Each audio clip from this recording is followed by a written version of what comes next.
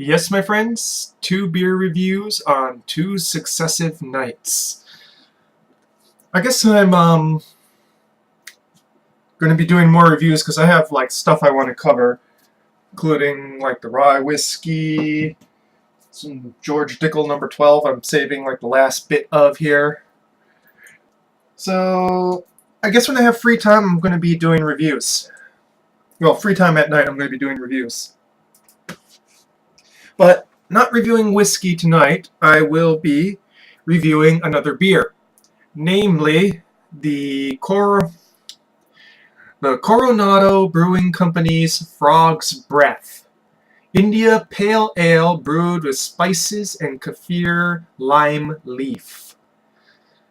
So, obviously, let's see here. This beer derives its bright citrus flavor from Centennial hops, plus the addition of kaffir leaf, lime leaf, lemon, and orange zest. This is definitely going to be one of those citrusy IPAs. Originally a collaboration between 2 local homebrewers, retired frogmen, that became an instant favorite. Powerful in every way, we felt it the perfect IPA to pay tribute to Coronado's large military population that's contributed to our hometown success. So Coronado is one that's been recently introduced to Hawaii within the past couple of years or so. Hawaii's not a very good beer distribution state, by the way. And one thing I kind of noticed about this is that there's a lot of sediment on the bottom. I don't know if this is still a live beer with live yeast, or if they kept the kaffir lime and whatnot as part of the deal. But we shall see, yes? Whew. Yeah, definitely lime forward. It's lime and hops already.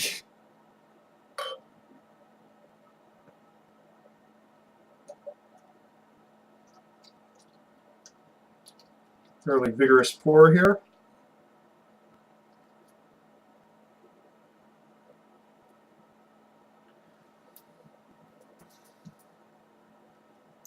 Very light colored for an IPA.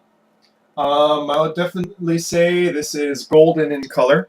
Just a very slight amber hint to it.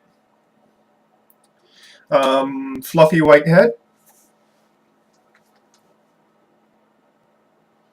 And lime and Centennial hops, obviously. Lime.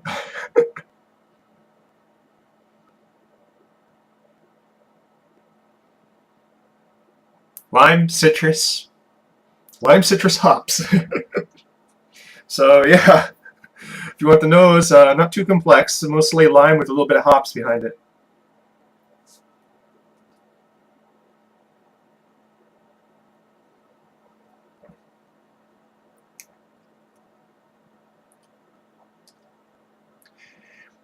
Bready malts up front. Not very sweet, bit on the dry side.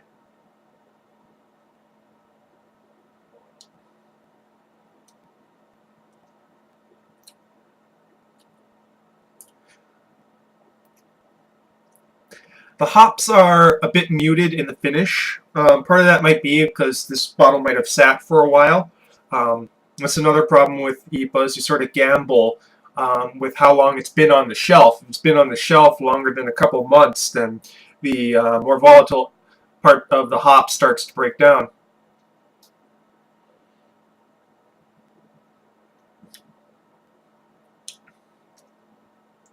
I'm liking the up front, very dry, bready, biscuity malts up front. Very muted hops in the background.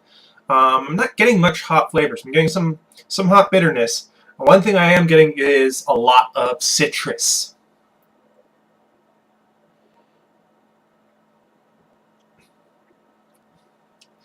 At 6.5 ABV, it doesn't drink like a 6.5 ABV. This feels almost sessionable.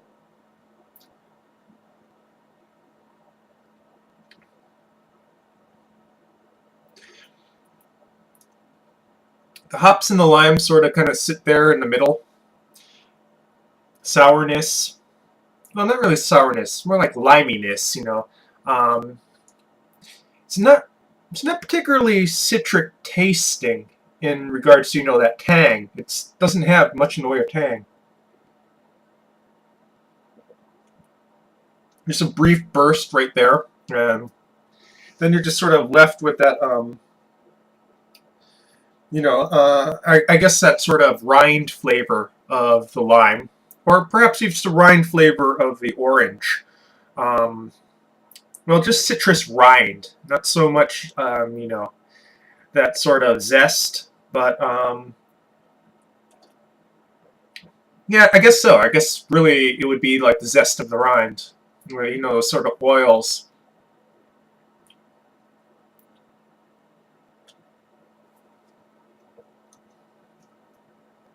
Leaving pretty thin lacing.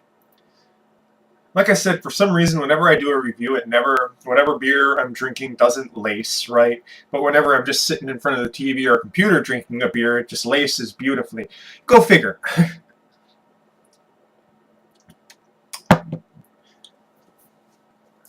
Yeah, hops in that sort of, citrus rind zest just kind of sit there on the tongue.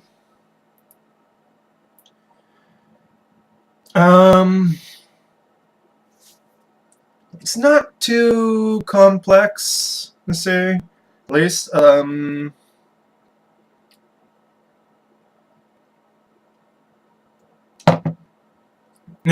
like I said, it's very dry.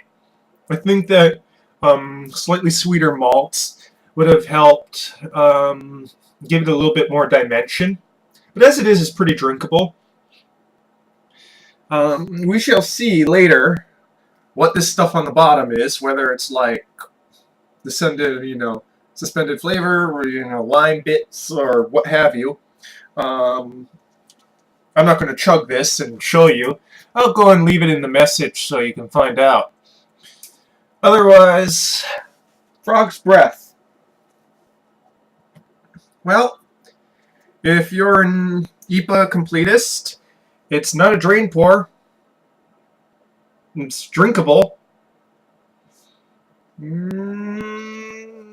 So, I'm going to finish this, but I'm probably not going to get it again. It was an interesting experiment. Well, good night.